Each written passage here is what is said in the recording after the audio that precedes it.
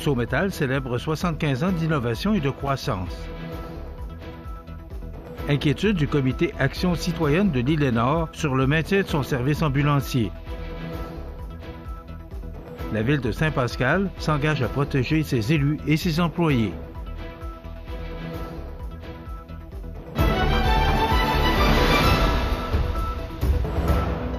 Mardi 11 février 2025. Bonjour mesdames et messieurs et bienvenue à votre bulletin d'information régionale sur le réseau de télévision CEMA TV. Aujourd'hui, 11 février 2025, Rousseau Métal à Saint-Jean-Port-Joli, un leader dans l'organisation et l'optimisation des espaces de travail, fête ses 75 ans d'histoire et d'innovation. Fondée le 11 février 1950 par André Rousseau, l'entreprise a su évoluer au fil des décennies pour devenir une référence nord-américaine, tout en restant fidèle à ses valeurs fondamentales, soit la synergie, la créativité, l'innovation et la satisfaction. Depuis ses débuts en tant que sous-traitant industriel, Rousseau Métal a su se réinventer, passant de la fabrication de produits sous contrat à la création de ses propres gammes. Cette évolution a permis à l'entreprise de se diversifier et de répondre aux besoins d'une industrie moderne, toujours en quête de solutions. Aujourd'hui, avec une équipe de plus de 380 employés, Rousseau Métal est fier de célébrer son héritage tout en se tournant vers l'avenir. En 2025, l'entreprise prévoit plusieurs projets ambitieux, dont le financement d'une nouvelle ligne de produits en mars et la finalisation de l'agrandissement de son usine 2 de 20 000 pieds carrés en avril prochain. L'entreprise, qui a récemment lancé un tout nouveau site web interactif, continue d'investir dans des technologies de pointe pour optimiser sa production. Elle prévoit également plusieurs célébrations tout au long de l'année pour souligner ce cap important avec ses employés et ses différents partenaires. Le président directeur général Charles-Alexandre Paré souligne l'importance de célébrer les réussites, de dire merci et de reconnaître le travail accompli, car ces moments renforcent l'esprit d'équipe de l'entreprise. Alors que Rousseau Métal se prépare à un avenir prometteur, l'entreprise reste fidèle à son engagement d'offrir des solutions toujours plus innovantes pour ses clients et de continuer à être un acteur clé dans le domaine de l'optimisation des espaces de travail.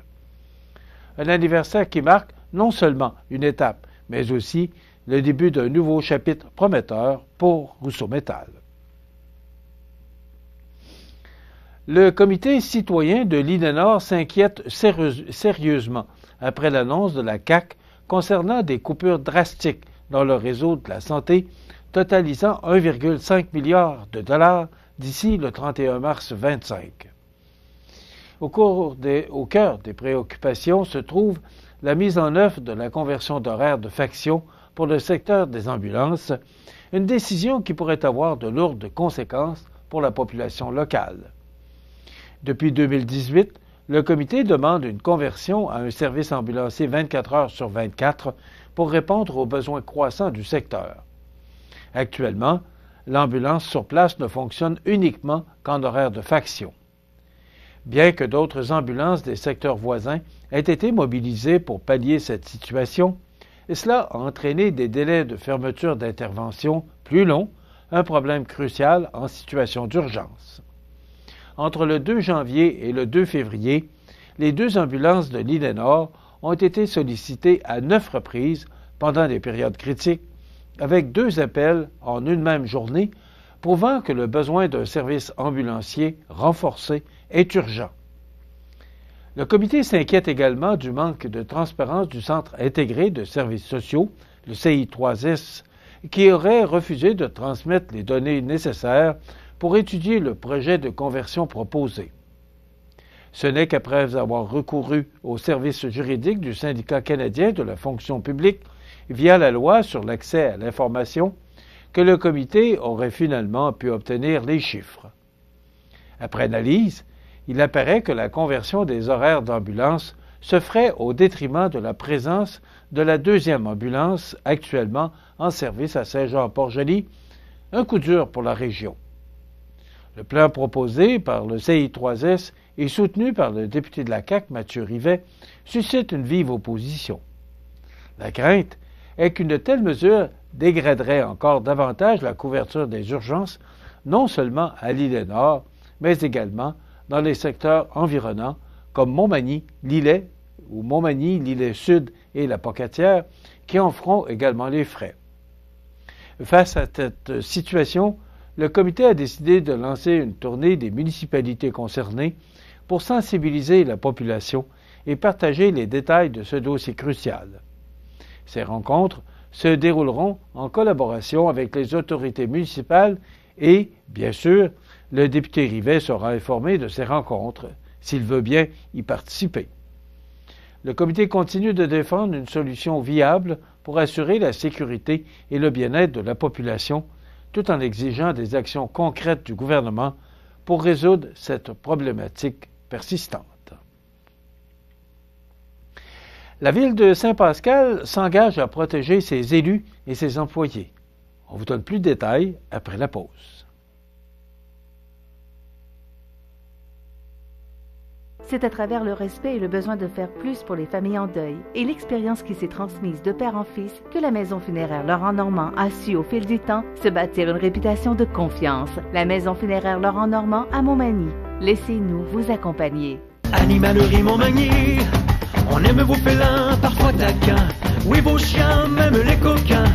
Vos oiseaux qui chantent en duo, c'est pour l'amour des animaux. Animalerie Montmagny, pour l'amour des animaux.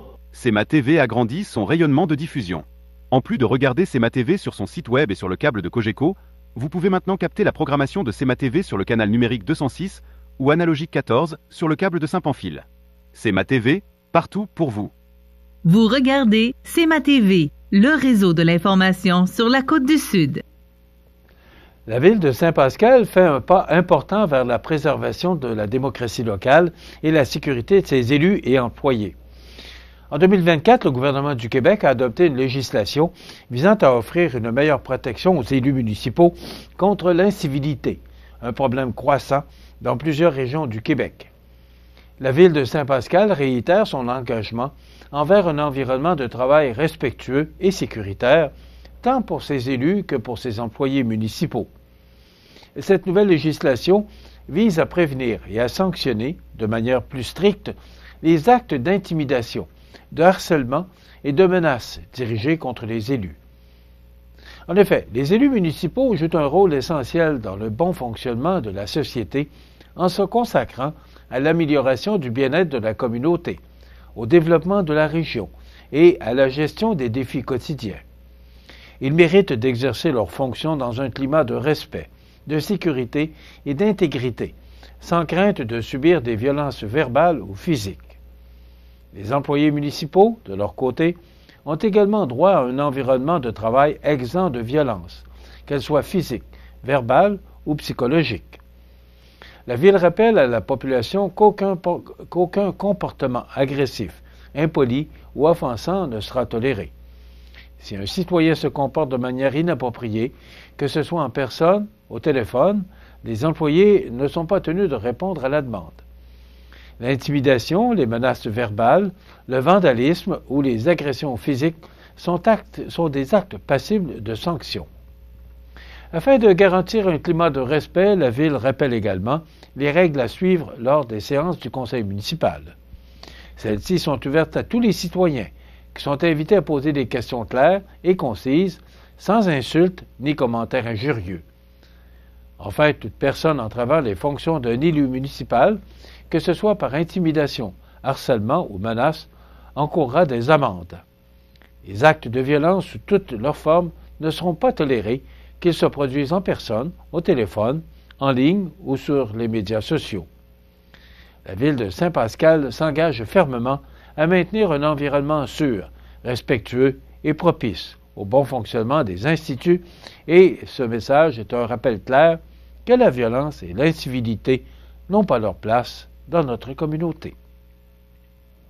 Les sports, présentés par Groupe Corriveau, entrepreneurs électriciens et plomberie, un appel, 4 services. Groupe Corriveau à Montmagny, 418-248-8992, votre solution. Vous avez des projets de construction ou de rénovation? Pensez Groupe Corriveau, entrepreneur électricien et plomberie. Un appel, 4 services, 88 248 8992, Groupe Corriveau à Montmagny ou groupecorriveau.com. La solution pour du travail bien fait.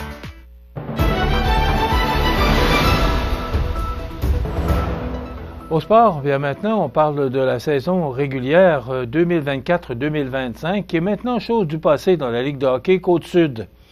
Celle-ci fait dorénavant place aux séries d'après-saison qui s'amorceront le week-end prochain. Cependant, un calendrier de 5 rencontres était à l'affiche le week-end dernier, les résultats ceux-ci ayant bien sûr une influence sur le classement final et les affrontements à venir pour ce premier tour des séries éliminatoires. Dans le premier match de la soirée, vendredi, au Centre Rousseau de Saint-Jean-Port-Joli, pas moins de 13 buts ont été inscrits, les Éperviers de Saint-Charles surprenant le pavage Jéricho par la marque de 7-6. 5 buts, dont 3 par les visiteurs, ont été inscrits lors de la période initiale. Dans la deuxième rencontre de la soirée, vendredi, le Joe Vanina tentait de mettre fin à sa glissade des dernières semaines en recevant la visite du décor Mercier de Montmagny qui, contrairement aux Beaucerons, font flèche de tout bois par les temps qui courent. Joe Vanina a offert une performance inspirée devant les quelques 461 spectateurs présents, signant un gain de 4-1 devant les Magny-Montois et stoppant à 5 sa série de revers consécutifs. Dans le dernier match de la soirée de vendredi présenté au Centre sportif et culturel de Sainte-Croix, les champions du calendrier régulier, les Mercenaires de Lotbinière, ont peaufiné leur préparation en vue des séries éliminatoires, signant un gain convaincant de 5-2 sur le Family Prix de Saint-Joseph. Après leur gain à Montmagny vendredi soir, le Joe Vanina cherchait à terminer cette saison en force. Mené par William Dumont, qui a amassé 4 points, dont 2 buts, les Marie-Riverains ont brillé dimanche après-midi en prenant facilement la mesure des Hunters de Saint-Prosper au compte de 7-3 au centre récréatif des Jardins. Dans le dernier match de la saison régulière présenté à l'Aréna de Montmagny dimanche après-midi, 2 buts d'Étienne Blais ont conduit le décor Mercier à un gain de 4-2 sur le Plastic Mort de Saint-Damien, équipe que les Magny-Montois retrouveront au premier tour des séries qui s'amorcera vendredi soir prochain. Au terme de cette dernière fin de semaine d'activité, les Mercenaires de Lotbinière terminent en tête du classement général avec 34 points en 20 parties, 6 de mieux que Montmagny avec 28, Saint-Jean-Port-Joli est en troisième position avec 23 points, 2 de mieux que Sainte-Marie, qui, avec ses 2 victoires en fin de semaine, coiffe Saint-Joseph en quatrième position avec 21 points contre 20 pour le Family Prix. Saint-Prosper obtient 17 points, Saint-Damien 16 et Saint-Charles termine dernier avec 15 points et ferme la marche du classement. Édouard Ouellette de Saint-Jean-Port-Joli a été sacré champion marqueur du circuit avec ses 41 points, 6 de mieux que Samy Dubois de Montmagny, alors que chez les gardiens, Ludovic Boisvert de Lotbinière est celui ayant remporté le plus de victoires avec 10. De son côté, Simon Tremblay du pavage Jéricho a présenté la meilleure moyenne de points mérités par match avec 2,50. Enfin, au premier tour des séries qui s'amorcera le week-end prochain, des séries 4 de 7 dont le calendrier sera dévoilé en début de semaine, Lotbinière sera donc confronté aux Éperviers de Saint-Charles, alors que le décor Mercier de Montmagny retrouvera le Plastic Mort de Saint-Damien sur sa route. Dans la troisième série, les Hunters de Saint-Prosper se mesureront au pavage Jéricho de Saint-Jean-Port-Joli, alors qu'un affrontement 100% Beauceron mettra aux prises le Family Prix de Saint-Joseph au Joe Vanina de Sainte-Marie. Alors voilà ce qui complète votre bulletin d'actualité de ce mardi 11 février 2025. Dans un moment, les prévisions de la météo et l'état des routes. Voilà, c'est tout pour l'instant. Bonne journée, mesdames et messieurs. Pour rejoindre la salle de nouvelles de CMA-TV, nouvelles au pluriel @cmatv.ca ou encore 88 241 13 13 poste 226. Les prévisions de la météo. Une présentation de Promutuelle Assurance Montmagny-Lillet. Toujours à l'écoute de vos besoins.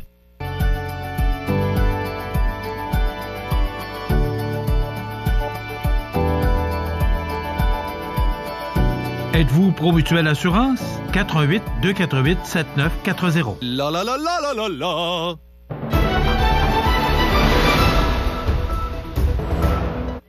Alors, pour la météo, là, c'est un roman météo que je vais vous présenter aujourd'hui. D'abord, aujourd'hui, veille de bourrasque de neige. Donc, c'est Environnement Canada là, qui nous dit qu'il y aura des bourrasques de neige qui pourraient se former durant la journée.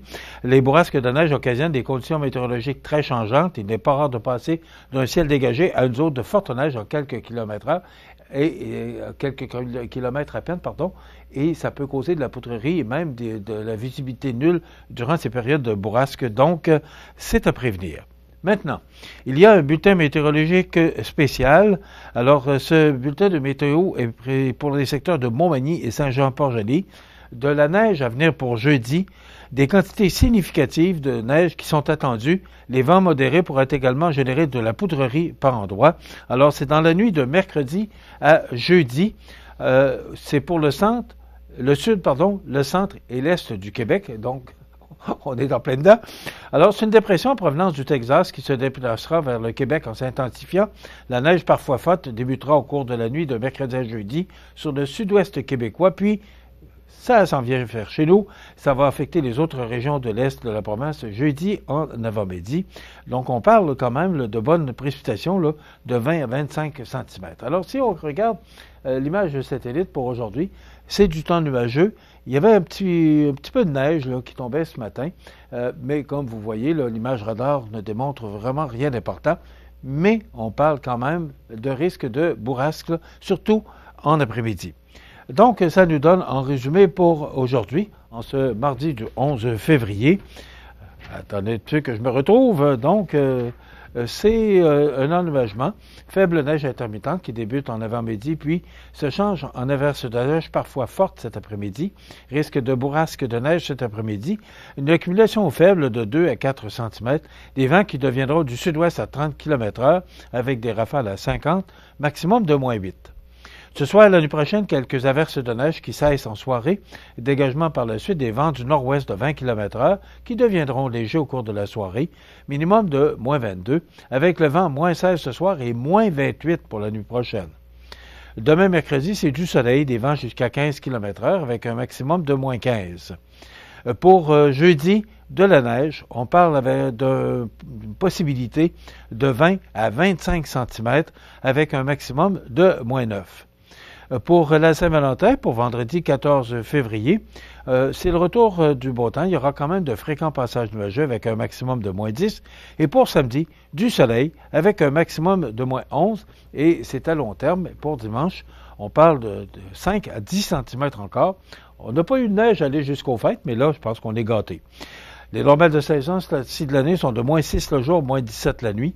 Le soleil s'est levé à 6h54 et se couchera à 17h, heure normale de l'Est. Il fait actuellement -19 degrés à l'extérieur des studios de CMA-TV. Les vents qui soufflent de direction sud-ouest, à 3 km/h. L'humidité est à 78% et la pression barométrique est à 102,3 kilopascal. Voilà, encore de la neige, mais il y a cet avertissement de bourrasque et peut-être commencer à prévenir que jeudi, il y a une tempête à l'horizon. Alors, il semble qu'on ne l'échappera pas. C'est quand même un important système qui va nous affecter, mais qui va passer très rapidement, mais qui devrait nous apporter aux environs de 20 à 25 cm de neige. C'est toujours selon Environnement Canada. Maintenant, pour cette émission du 11 février, on vous présente, vous savez que c'est la semaine de la persévérance et à cette occasion, on vous représente l'entrevue avec Nancy Gauvin, qui est présidente du syndicat de l'enseignement de la Côte-du-Sud. Et on reçoit le maire de la Pocatière parce qu'il est question de fusion dans cette région-là. Alors, le maire de la Pocatière qui sera avec nous, M. Vincent Bérubé. Et bien sûr, on va commenter l'actualité. Donc, c'est le menu de ce mardi 11 février. Je vous souhaite donc une excellente émission à notre antenne.